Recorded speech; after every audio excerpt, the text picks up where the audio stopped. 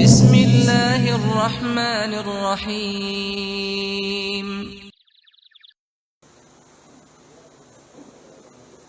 بسم الله الرحمن الرحيم.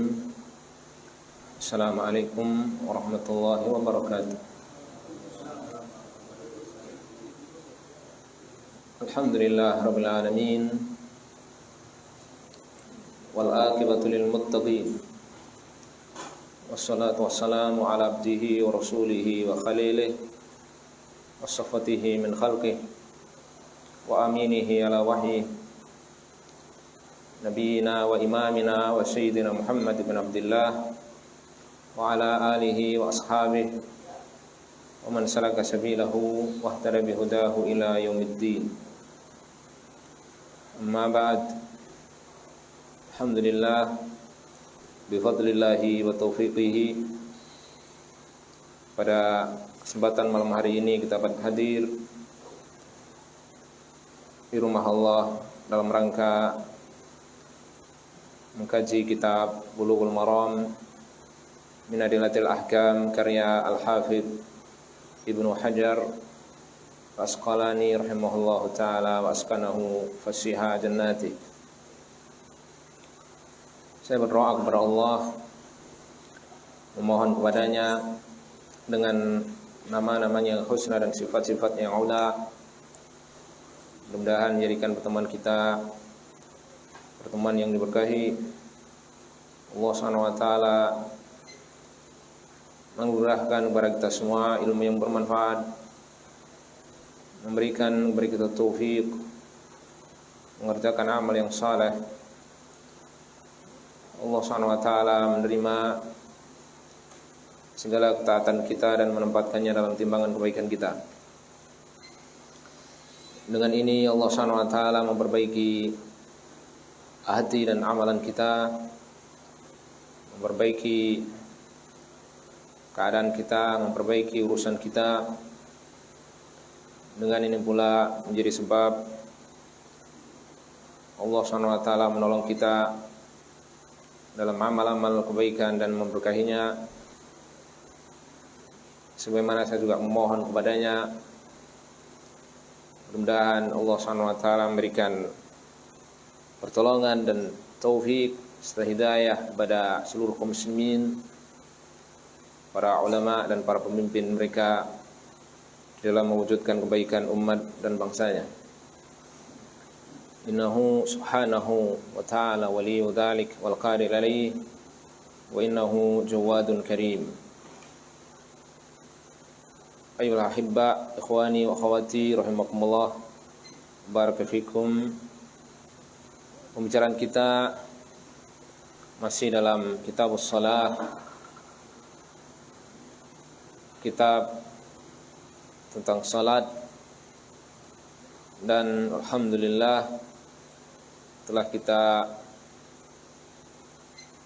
pelajari beberapa bab yang ada di dalamnya sebagaimana yang dibawakan oleh Al-Hafidz rahimahullah, Hafidz Ibnu Hajar, yaitu bab tentang al-masjid.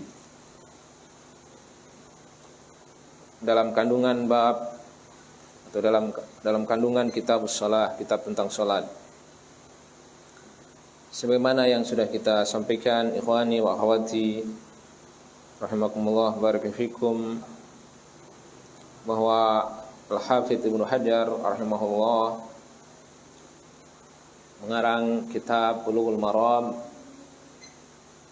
berdasarkan al-abwab fiqhiyah atau bab-bab fiqhiyah, berisikan hadis-hadis ahkam atau hadis-hadis tentang poros atau dasar-dasar hukum-hukum syariah secara menyeluruh, disebutkan dalam atau dibawakan dalam satu kitab. Penting di sini saya sampaikan, ikhwani wa akhwati rahimakumullah, barakallahu, bahwa umumnya adillah atau dalil-dalil yang dibawakan oleh para fuqaha, para faqih dari a'immah fuqaha dari berbagai mazhabnya, umumnya berdalil dengan hadis-hadis secara umumnya yang ada di dalam kitab Bulughul Maram min Adillatil Ahkam. Meskipun Al-Hafidz Ibnu Hajar rahimahullah tergolong ulama Syafi'iyah atau beliau memiliki banyak pendapat-pendapat yang beliau kuatkan dari mazhab al-Imam Syafi'i rahimahullah, akan tapi Al-Hafidz Ibnu Hajar rahimahullah di sini membawakan dalil-dalil dari dalil-dalil yang dipakai oleh seluruh para fuqaha atau imam-imam mazhab. Terkadang Al-Hafidz Ibnu Hajar membawakan dalil yang melemahkan pendapat Syafi'iyah itu sendiri, dan terkadang beliau membawakan dalil-dalil yang menguatkan pendapat Syafi'iyah itu sendiri. Dan inilah ikhwani wa akhwati rahimakumullah barakatuh, para ulama kita rahimahumullah, mereka tanpa ta'assub, tanpa fanatik terhadap salah satu madhab, meskipun mereka mendalami madhab tertentu dari madhab-madhab yang masyhur, maka memiliki perhatian di dalam kitab Bulughul Maram min Adillatil Ahkam, termasuk salah satu sebab seseorang memiliki basirah, seseorang memiliki keyakinan yang mantap di dalam ibadah, di dalam amal, karena dia beramal dengan dalil, beramal dengan hujjah. Dan alhamdulillah bab al-masajid, bab tentang masjid-masjid telah kita awali pada kajian kita sebelumnya. Fa insyaallah taala bi aunillah malam hari ini akan kita lanjutkan hadis-hadis yang tersisa dibawakan oleh Imam rahimahullah di dalam bab al-masajid. Qala rahimahullah wa an Hakim ibn Hizam radhiyallahu taala an. Sahabat dari sini adalah Hakim ibn Hizam, semoga Allah meridai beliau.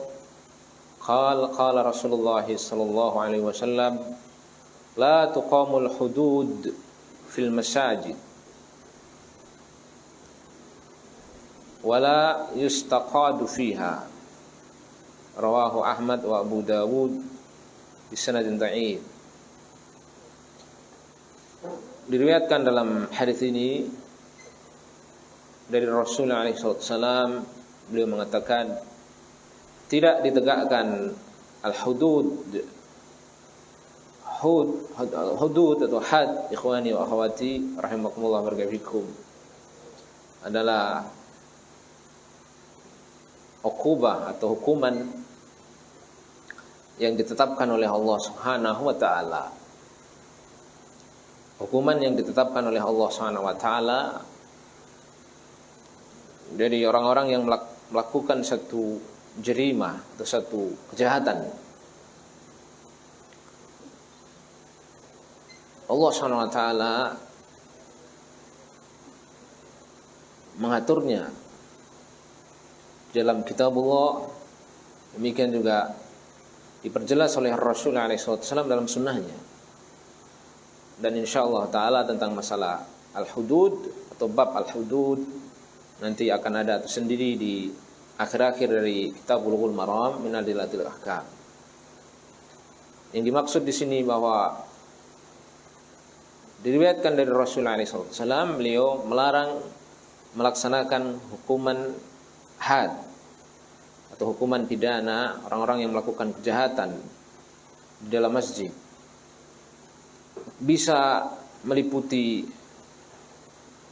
pembunuhan itu sendiri, ikhwani wa akhwati, hukum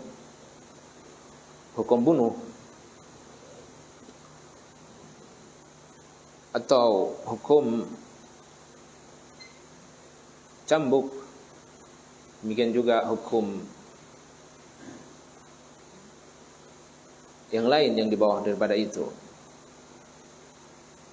rajam dan seterusnya, atau potong tangan dan seterusnya, dari hukuman-hukuman yang ditetapkan oleh kitabullah dan sunnah Rasulullah SAW. Maka kata Rasulullah SAW dalam hadis riwayat Imam Ahmad rahimahullah dan Imam Abu Dawud dengan sanad yang dhaif, akan tetapi dari muasirin, dari kalangan ulama muasirin, hadis ini disahihkan oleh Al-Imam Al-Albani rahimahullah, atau beliau hasankan hadisnya sehingga menjadi hujjah. Al-Hafidh rahimahullah di dalam Talkhis Al-Kabir, beliau mengatakan la ba'sa bisnadihi, sanadnya la ba'sa bih, dengan makna bahwa apabila hadisnya dhaif dengan sanad la ba'sa bih, bisa jadi hadis itu naik derajatnya menjadi hasan li ghairihi. Karena itu menjadi hujjah. Hadis ini ikhwani wa akhwati rahimakumullah barakallahu fikum adalah larangan melaksanakan hukuman had, apakah pembunuhan, apakah potong tangan, ataukah cambuk di dalam masjid. Wala yustaqadu fiha, dan tidak pula diadakan hukuman istaqad, maksudnya di sini adalah al-qasas atau al-qisas, hukuman qisas di dalam masjid. Maklum ikhwani wa akhwati rahimakumullah barakallahu fikum, Allah Subhanahu wa taala mewajibkan qisas bagi setiap pembunuhan yang disengaja, bukan pembunuhan yang al-khata', qatlul khata', pembunuhan secara tidak sengaja. Orang yang melakukan pembunuhan dengan sengaja atau qat' amdan, maka hukumnya adalah al-qisas. Allah Subhanahu wa taala berfirman dalam surat Al-Baqarah, kutiba alaikumul qisasu fil qatla, telah diwajibkan atas kalian al-qisas, yaitu hukuman qisas fil qatla, bagi orang-orang yang melakukan pembunuhan. Baik.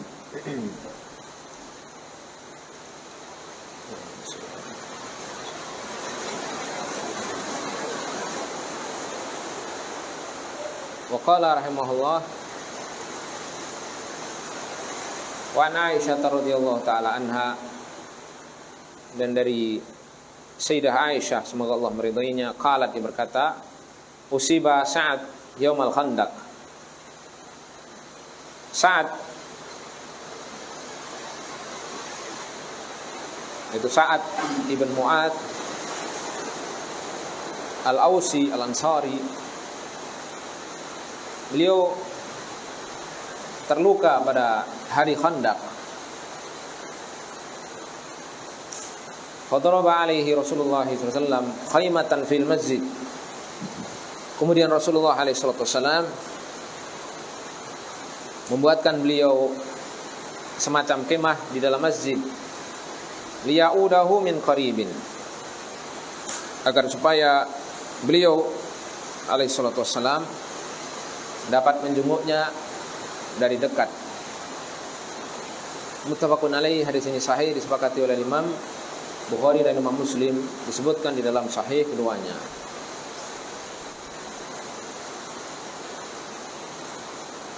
Khandaq ikhwani wa akhwati rahimakumullah barakallahu fikum adalah parit yang dibuat di utara kota Madinah, Madinatul Rasul sallallahu alaihi wasallam, menghadapi kaum musyrikin yang mengepung kota Madinah. Maka Rasulullah SAW pada tahun kelima Hijriah, tepatnya di bulan Syawal, Rasulullah SAW beliau memerintahkan untuk membuat parit untuk menghadang kaum musyrikin yang mengepung kota Madinah. Maka pada peristiwa itu, ikhwani wa akhwati rahimakumullah barakallahu fikum, Sa'ad ibn Mu'ad, pada saat perang Khandaq, Sa'ad ibn Mu'ad beliau mengalami luka radhiyallahu ta'ala anhu ardahu. Beliau mengalami luka. Kemudian Rasulullah SAW membuatkan untuk beliau kemah di masjid dalam rangka untuk merawat beliau merawat Sa'ad bin Mu'adz radhiyallahu taala anhu ardhahu. Disebutkan oleh sebagian ulama ada salah seorang perempuan yang ditugaskan oleh Rasul alaihi wasallam untuk merawat beliau, yaitu Rafidah.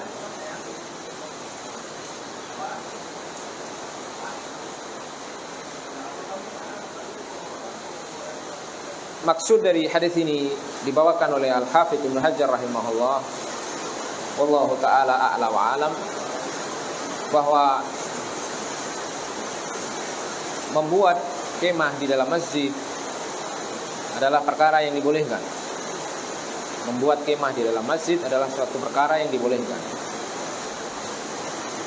Sebagaimana Rasul alaihi wasallam, demikian juga dibuatkan kemah oleh sebagian sahabatnya pada saat beliau melakukan i'tikaf pada 10 terakhir bulan Ramadan. Maka di sini ikhwani wa akhwati rahimakumullah barakatuh, bolehnya seseorang membuat kemah di dalam masjid, tetapi sebagaimana disebutkan oleh para ulama dengan syarat bahwa kemah itu tidak mempersempit ruang bagi orang-orang yang sholat. Selama kemah itu dibuat dan tidak mempersempit shaf para musallin, orang-orang yang sholat, maka hukumnya adalah jawaz. Hukumnya adalah boleh seseorang membuat kemah di dalam masjid. Demikian juga ikhwani wa akhwati rahimakumullah barakatuh, dari situ juga diketahui bahwa tidur di dalam masjid adalah perkara yang dibolehkan. Tidur di dalam masjid adalah perkara yang dibolehkan. Sebagaimana seseorang diberikan kebolehan untuk membuat kemah di dalam masjid untuk melakukan at-ta'at, ketaatan, i'tikaf. Demikian juga di masa Rasul alaihi wasallam untuk merawat orang-orang yang sakit atau orang-orang yang terluka di jalan Allah. Demikian juga dibolehkan membuat kemah di dalam rangka seseorang melaksanakan ketaatan.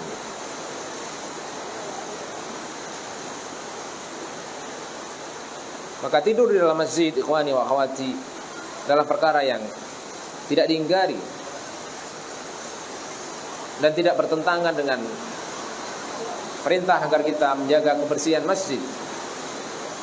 Oleh karena itu, satu kekeliruan apabila ada sebahagian masjid, sebagian pengurus masjid yang melarang orang-orang tidur di dalam masjid, sesuatu yang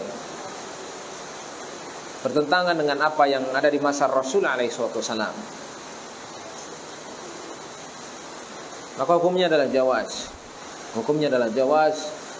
Hukumnya adalah boleh seseorang istirahat dan tidur di dalam masjid, tentunya dengan memperhatikan kebersihan.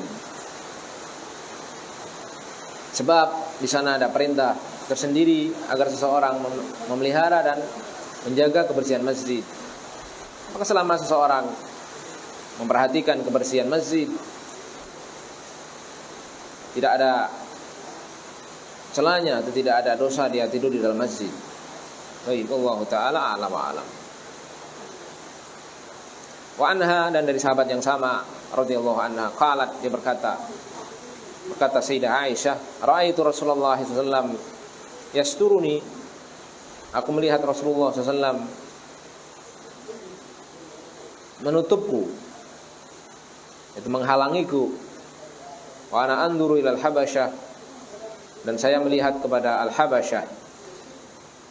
Yang dimaksud di sini adalah orang-orang yang berasal dari negeri Habasyah, yang masyhur atau yang maklum di zaman kita sekarang adalah orang-orang yang berasal dari Ethiopia, dari Afrika. Yal'abuna fil masjid, yang mereka bermain-main di dalam masjid. Al-hadits disebutkan dalam hadis yang panjang, muttafaqun alaih. Hadis ini sahih, disepakati oleh Imam Bukhari dan Imam Muslim, disebutkan dalam sahih keduanya. Ikhwani wa akhwati rahimakumullah barakatuh, dalam riwayat yang lain bahwa peristiwa itu terjadi pada saat Idul Fitri atau Idul Adha, hari bersenang-senangnya kaum muslimin, hari dibolehkannya seseorang melakukan perkara yang mubah lebih daripada hari-hari yang lain. Maka bermain-main di dalam masjid,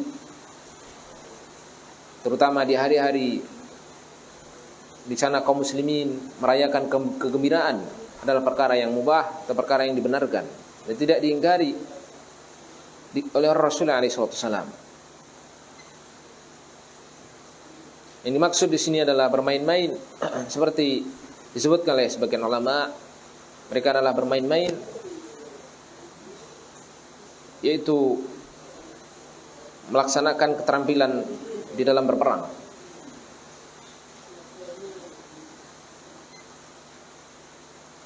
Dan itu tidaklah perkara yang dilarang. Bukan yang dimaksud di sini adalah melakukan bermain-main yang dilarang di dalam syariah, seperti bermain-main dengan musik atau yang lainnya.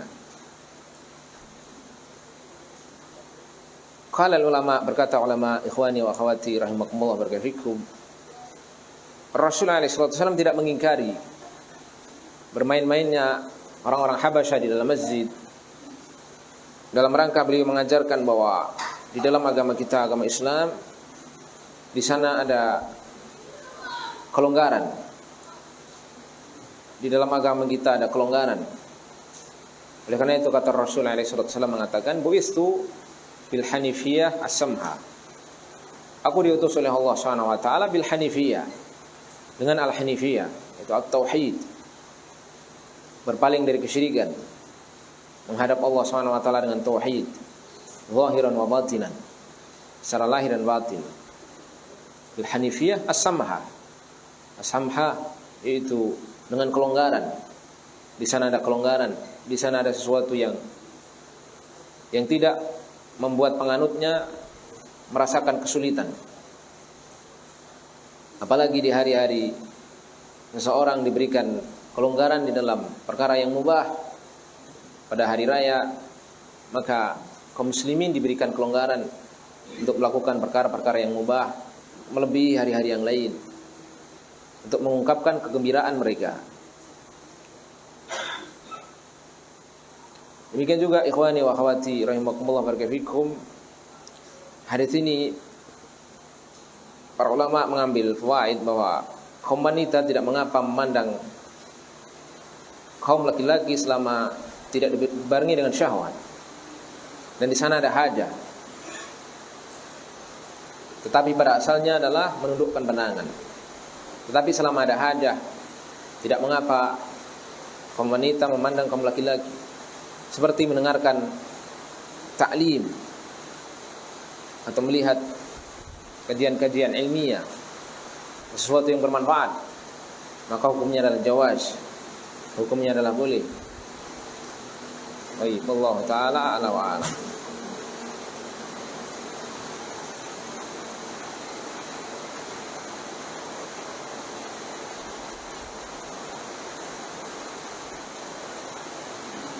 Wa anha, dan dari sahabat yang sama, yaitu dari Sayyidah Aisyah, semoga Allah meridai beliau, Ummul Mukminin, istri Rasulullah SAW, anna walidah sauda kana laha khiba'un fil masjid, bahwa walidah, qala ulama, walidah ikhwani wa akhwati, al-ammatu as-sabiyyah ila an tablu. Walidah adalah budak perempuan yang masih kecil menjelang dia balik. Walidah yang berkulit hitam, kana laha khiba'un fil masjid, dia memiliki tenda atau kemah di dalam masjid. Fa kana ta'tini, dia senantiasa mendatangiku, kata Aisyah radhiyallahu taala anha warḍaha, fatahaddatsu indi, kemudian dia berbincang-bincang di sisiku. Al-hadits muttafaqun alaih. Hadis ini disepakati oleh Imam Bukhari dan Imam Muslim, disebutkan di dalam sahih keduanya. Ikhwani wa akhwati rahimakumullah barakatuh. Hadis Rasulullah SAW yang diriwayatkan oleh Sayyidah Aisyah. Ada seorang budak perempuan yang masih kecil. Dia memiliki kemah tersendiri di dalam masjid Rasulullah SAW. Demikian juga diriwayatkan bahwa sebagian ashabus sufah, orang-orang yang tidak memiliki keluarga, yang tidak memiliki tanah di kota Madinah, tidak memiliki tempat tinggal yang mereka bisa membangun rumah di kota Madinah, maka mereka membuat tenda-tenda di masjid Rasulullah SAW. Maka di sini ikhwani wa akhwati, hukumnya adalah jawaz. Boleh seseorang membuat tenda di dalam masjid. Demikian juga membuat tenda di teras-teras masjid, sebagaimana terjadi di masa Rasul SAW.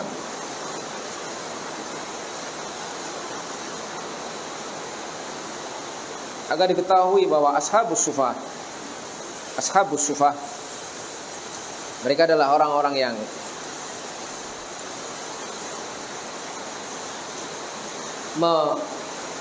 menghibahkan dirinya di dalam ketaatan kepada Allah SWT, memutuskan diri dari dunia, menghibahkan hidupnya di dalam berkhidmat dalam ketaatan kepada Allah SWT. Ashabus sufah. Akan tetapi ikhwani wa akhwati, hal itu berbeda dengan apa yang dilakukan oleh sebagian al-mutasawwifah atau sebagian orang-orang yang melakukan satu praktek tasawuf, memutuskan diri dari dunia secara keseluruhan. Sebab ashabus sufah di masa Rasulullah SAW, meskipun mereka memutuskan diri dari dunia, berkhidmat dalam ibadah, dalam ketaatan kepada Allah, akan tetapi mereka senantiasa siap sedia di dalam al-jihad fisabilillah. Apabila di sana ada panggilan jihad fisabilillah, maka mereka keluar bersama Rasulullah SAW.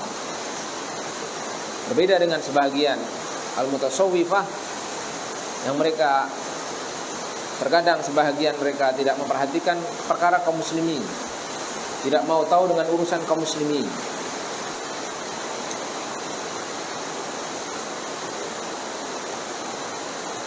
Islam ikhwani wa akhwati rahimakumullah barakatuh.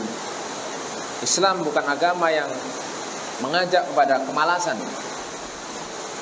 Bukan agama yang mengajak kepada kemiskinan. Bukan agama yang mengajak kepada kerendahan. Akan tetapi mengajak kepada ketinggian, mengajak kepada kekuatan, mengajak kepada giat dan sungguh-sungguh di dalam ibadah. Oleh karena itu disebutkan dalam hadis yang sahih, al-mu'minul qawiyyu khairun wa ahabbu ilallahi minal mu'minid dha'if. Seorang mukmin yang kuat lebih baik dan lebih dicintai oleh Allah daripada mukmin yang lemah. Dimaksud bahwa Islam tidak mengajarkan kemalasan, akan tapi dia mengajarkan seseorang untuk memiliki semangat di dalam ibadah, semangat di dalam meninggikan kalimat Allah, semangat di dalam memperjuangkan agama Allah Subhanahu wa ta'ala.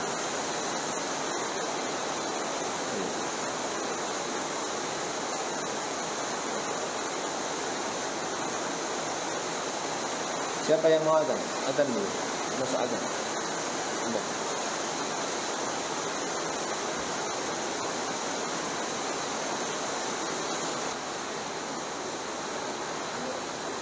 Qala rahimahullah wa an Anas, dari sahabat Anas bin Malik, semoga Allah meridai beliau, qala Rasulullah sallallahu alaihi wasallam, al-busaqu fil masjid khati'ah, al-busaqu fil masjid khati'ah wa kafaratuha dafnuha, muttafaqun alaih. Kata Rasul SAW,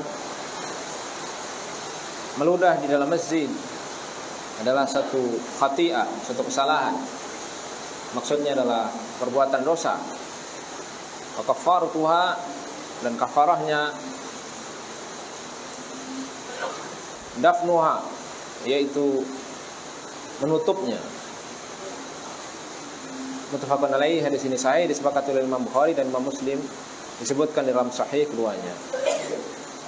Maklum ikhwani wa akhwati rahimakumullah barakatuh, di Masjid Rasul SAW terdahulu tidak memiliki lantai seperti halnya masjid-masjid umumnya kita sekarang ini. Maka Rasul SAW memerintahkan agar orang-orang yang melakukan satu kesalahan, dia meludah di dalam masjid, maka dia menimbunnya.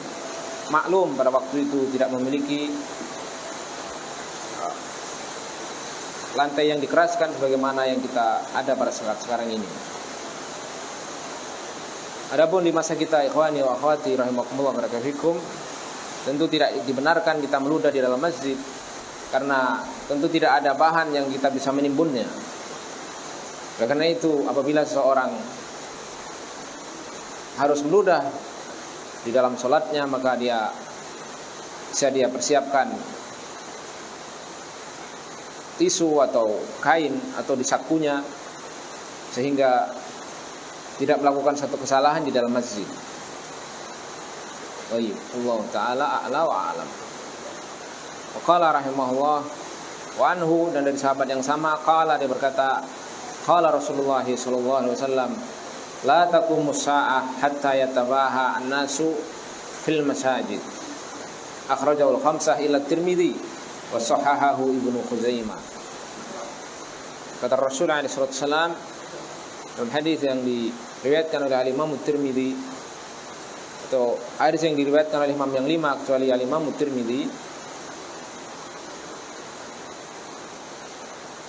tidak akan terjadi hari kiamat sampai manusia saling berbangga-bangga dengan masjid.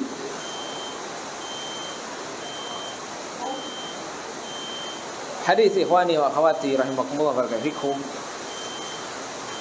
jadi sesuatu yang hukumnya adalah makruh apabila seseorang membangun masjid di luar kebutuhan.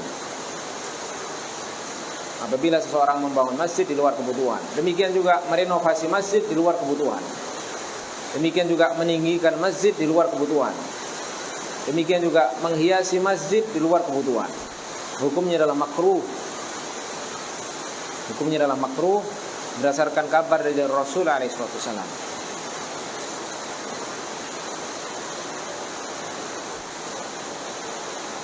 Di masa Rasulullah SAW, ikhwani wa akhwati rahimakumullah barakatuh, masjid dibiarkan dengan ala kadarnya, dengan atap pelepah kurma, dengan lantai dari tanah atau pasir, dengan tiang-tiang yang terbuat dari kayu di masa Rasulullah SAW. Padahal ikhwani wa akhwati, bangunan-bangunan pada waktu itu tentunya juga telah ada. Akan tapi Rasulullah SAW tidak memperhatikan dari sisi itu. Rasulullah SAW tidak memperhatikan dari sisi itu. Bukan fisik atau bangunan yang beliau perhatikan, akan tapi beliau senantiasa membangun ruh para sahabatnya ridwanullah alaihim ajma'in di dalam memakmurkan masjid, bukan memperhatikan daripada fisik masjid itu sendiri. Bahkan kata Rasulullah SAW, tindakan membangun masjid di luar kebutuhan, apakah memperluasnya, apakah meninggikannya, apakah menghiasinya, di luar daripada kebutuhan, hukumnya adalah makruh dan termasuk tindakan yang diingkari oleh Rasulullah SAW. Bahkan disebutkan dalam hadis ini bagian daripada asyratus sa'ah, atau tanda-tanda hari kiamat. sebagai satu isyarat ikhwani wa akhwati rahimakumullah barakallahu bahwa perhatian seseorang terhadap perkara materi duniawi, keindahan duniawi, melalaikan seseorang dari keimanan, memperhatikan perkara-perkara keimanan adalah salah satu tanda daripada tanda-tanda hari kiamat. Apakah pada masjid ataukah pada rumah dan seterusnya. Apabila seseorang melalaikan perkara keimanan dan mengutamakan fisik, mengutamakan bangunan dan fisik, maka sesuatu yang bertentangan dengan apa yang diajarkan oleh Rasulullah SAW. Demikian juga ikhwani wa akhwati pada masa Khulafaur Rasyidin, pada masa Abu Bakar Siddiq, demikian juga pada masa Umar bin Khattab, keduanya memerintah sama sekali Masjid Rasulullah SAW dibiarkan apa adanya. Andaikan memperbagus fisik masjid bagian daripada iman, bagian daripada sesuatu yang dianjurkan di dalam Islam, tentulah para Khulafaur Rasyidin adalah orang-orang yang semangat di dalam perkara itu. Dan ini tentunya berbeda dengan apa yang dilakukan oleh sebagian orang dengan tujuan-tujuan tertentu. Baik dia berbangga-bangga dengan lisannya atau berbangga-bangga dengan perbuatannya, maka sesuatu itu adalah sesuatu yang diingkari. Berbangga-bangga dengan lisannya, mengatakan bahwa masjid ini lebih baik dari masjid itu, masjid saya lebih baik dari masjid situ. Atau dia berbangga-bangga dengan perbuatannya, dia ingin bahwasanya masjidnya lebih baik dari masjid orang lain dan seterusnya. Maka seluruhnya adalah bagian dari perkara yang diingkari, perkara yang tidak diridhoi. Oleh karena itu kata Rasulullah SAW, bagian dari tanda-tanda hari kiamat apabila seseorang mengutamakan fisik daripada bangunan masjid dan melalaikan daripada ruh masjid itu sendiri. Berikutnya Al-Hafidz Ibnu Hajar rahimahullah membawakan hadis yang menguatkan hadis yang sebelumnya. Kata beliau dalam hadis yang diriwayatkan oleh Imam Abu Dawud, disahihkan oleh Imam Ibnu Hibban rahimahullah, kata Rasulullah SAW, "Ma umirtu bi tashyidil masajid." Aku tidak diperintahkan. Maklum bahwa beliau adalah utusan Allah, dan apabila mengatakan yang demikian maksudnya adalah diperintahkan oleh Allah SWT. Aku tidak diperintahkan oleh Allah SWT untuk tasydidil masajid, untuk memperkokoh dan memperindah masjid. Apakah ketinggiannya, apakah keluasannya, ataukah keindahannya, apabila melebihi daripada batas yang dibutuhkan, maka bagian yang tidak diperintahkan oleh Allah SWT, bukan perintah Allah SWT, bukan bagian dari keimanan, bukan tuntutan keimanan, bukan perkara yang dicintai oleh Allah SWT.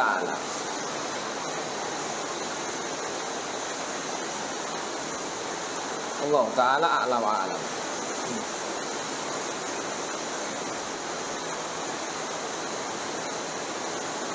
Wan Anas, dan dari sahabat Anas bin Malik semoga Allah meridhai beliau, dia berkata, qala Rasulullah sallallahu alaihi wasallam, uridat alayya ujura ummati hatta al-qadat yukhrijuha ar-rajul minal masjid. Rawahu Abu Dawud wa Tirmidzi wastaghrabahu wa sahahahu Ibnu Khuzaimah. Telah ditampakkan kepadaku pahala-pahala umatku, kata Rasulullah SAW. Allah Ta'ala alam, kapankah perkara itu ditampakkan kepada beliau?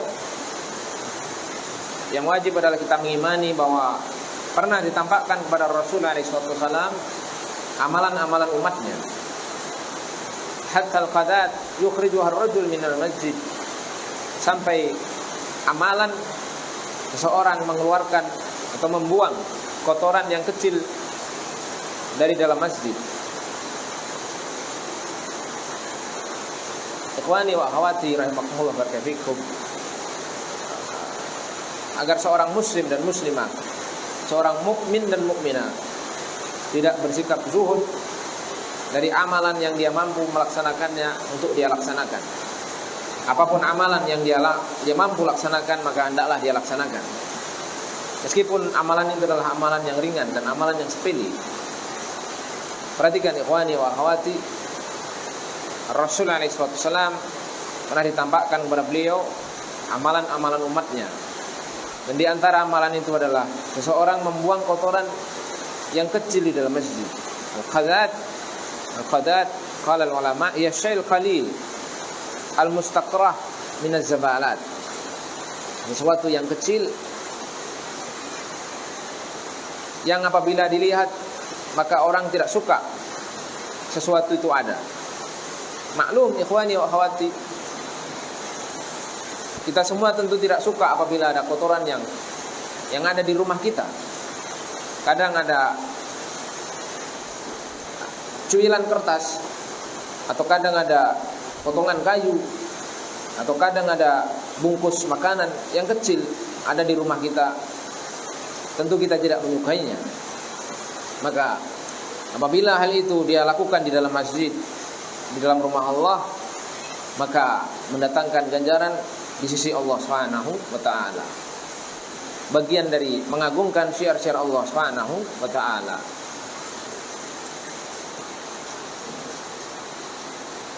Qala rahimahullah, hadis yang terakhir yang dibawakan oleh Al-Hafidz rahimahullah, wa Nabi Qatadah radhiyallahu taala anha radhiyallahu taala an qala Rasulullah sallallahu alaihi wasallam, idza dakhala ahadukum al-masjid fala yajlis hatta yusalli rak'atain, muttafaqun alaih. Hadis yang disepakati oleh Imam Bukhari dan Imam Muslim rahimahullah. Kata Rasulullah SAW, apabila salah seorang di antara kalian masuk masjid, maka janganlah dia duduk sampai dia mengerjakan sholat 2 rakaat. Yang disilahkan oleh para fuqaha dengan sholat tahiyatul masjid.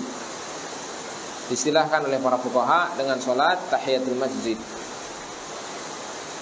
Qala ulama, berkata para ulama, salat tahiyatul masjid bagian dari salat muqayyad ratibah. Salat tahiyatul masjid bagian dari salat muqayyad ratibah. Muqayyad bermakna dia berkaitan dengan zaman, yaitu setelah dia masuk masjid. Dan ratibah berkaitan dengan sebelum dia duduk. Apabila dia sudah duduk dan jaraknya lama, maka tidak disyariatkan lagi dia untuk sholat tahiyatul masjid. Oleh karena itu kata para ulama, sholat tahiyatul masjid adalah sholat muqayyad ratibah. Muqayyad berkaitan dengan masa, yaitu masa dia masuk masjid. Dan ratibah berkaitan dengan dia sebelum dia duduk. Oleh karena itu, sholat tahiyatul masjid, ikhwani wa akhwati, termasuk sholat-sholat yang memiliki sebab. Dan di sisi Al-Imam Syafi'i rahimahullah dan salah satu riwayat dari Imam Ahmad rahimahullah, seseorang tetap mengerjakan sholat tahiyatul masjid meskipun di waktu-waktu yang terlarang. Seseorang mengerjakan sholat tahiyatul masjid meskipun di waktu-waktu yang terlarang untuk sholat. Karena sholat itu adalah sholat muqayyad dan ratibah serta memiliki sebab. Kapan seseorang masuk masjid, maka dia disyariatkan untuk mengerjakan sholat tahiyatul masjid. Allah ta'ala a'la wa a'lam. Karena itu sebagian ulama rahimahumullah mengatakan bahwa tahiyatul masjid hukumnya sampai kepada wajib. Akan tapi yang rajih, Allah ta'ala a'la wa a'lam, salat tahiyatul masjid adalah sunnah muakkadah. Sunnah muakkadah. Dengan dalil, salah satu di antara dalilnya adalah ketika Rasulullah SAW berkhutbah pada hari Jumat, kemudian ada melihat seseorang yang langsung duduk di tengah-tengah shaf Maka beliau Rasulullah SAW menyuruh orang itu untuk salat tahiyatul masjid. Fakhaffif huma. Kemudian laksanakanlah dengan ringan. Apabila ketika mendengarkan khutbah yang hukumnya wajib, seseorang tetap diperintahkan untuk tahiyatul masjid secara ringan, menunjukkan bahwa salat tahiyatul masjid hukumnya adalah sunnah muakkadah. Dan bahkan sebagian ulama memasukkan di dalam hukumnya yang wajib. Baik, wallahu taala a'la wa a'lam. Dan barangkali di sini perlu kita sampaikan bahwa masuk di dalam hukum masjid, ikhwani wa akhwati, adalah musolla. Apa yang dikatakan, diistilahkan oleh sebagian orang dengan musolla, selama dia digunakan untuk sholat, apakah sholat 5 waktu secara berjamaah ataukah salah satu dari sholat 5 waktu di musola kecil, maka masuk di dalam hukum masjid dan disyariatkan kita untuk tetap laksanakan tahiyatul masjid. Allah taala a'la wa a'lam. Dengan ini mengakhiri daripada dalil-dalil yang dibawakan oleh Al-Hafidz Ibnu Hajar rahimahullah di dalam bab al-masajid. Wa sallallahu wa sallama wa baraka ala nabiyyina Muhammadin wa ala alihi wa sahabatihi ajma'in. Wa akhiru da'wana alhamdulillahi rabbil alamin. Wassalamualaikum warahmatullahi wabarakatuh.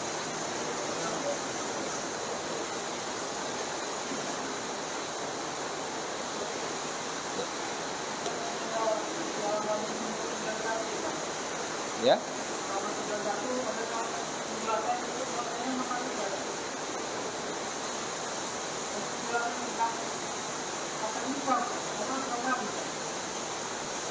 Tentang apa itu? Akad nikah. Ya, itu yang dimaksud oleh pensyarah rahimahullah.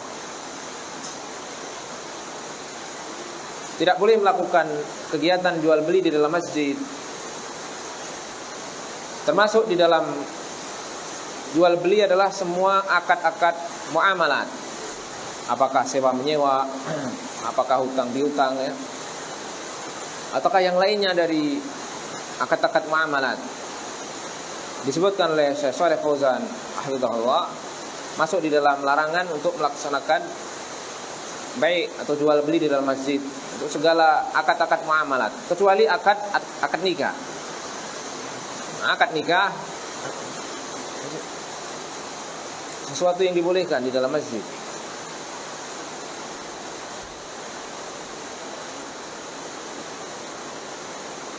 Disebabkan ikhwani wa akhwati rahimakumullah barakatuh, akad nikah meskipun dia memiliki kemiripan dengan akad muamalat, tetapi dia bukan bagian dari akad muamalat. Meskipun ada serah terima, ada ijab, ada qabul, akan tapi hakikatnya bukan akad muamalat. Karena itu dibolehkan di dalam masjid.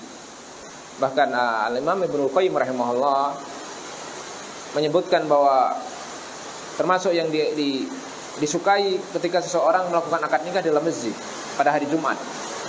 Akan tapi Allah taala a'la wa a'lam, saya belum melihat dalil dari apa yang beliau bawakan Al-Imam rahimahullah dari perkara yang disukai tersebut. Baik, yang jelas bahwa akad muamalat seluruhnya berdasarkan hadis ini tidak dibenarkan di dalam masjid. Tetapi tidak termasuk akad nikah. Meskipun akad nikah mirip dengan akad jual beli, ada ijab qabul, tetapi hakikatnya akad nikah bukan akad muamalat. Baik, Allah taala a'la wa a'lam.